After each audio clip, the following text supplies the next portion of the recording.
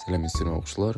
Бүгін бізде нөмір 7-ші зертханалық жұмыс камераның іштегі суретпен танысу.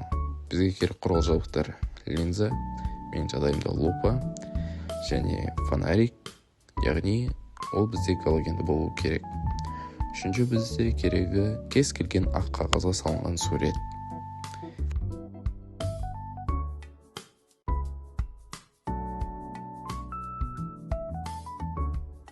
Енді біз линзамызды тұрақты орнатуымыз қажет.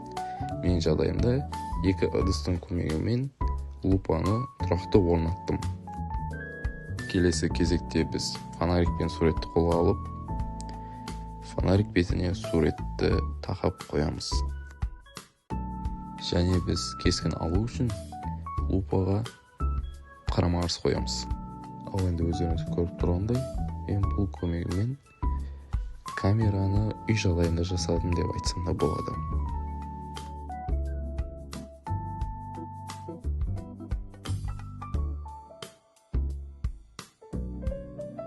Ал енді өздеріңіз көріп тұрғандай, егер де біз кескін мен фонарикті алыстататын болсақ, жақындататын болсақ, бізде кескініміз бұлыңғыр болып өзінің формасын өзгертуде.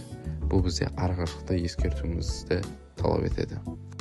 Осылайша біз кинотеатрда проекторлердің прототипін үй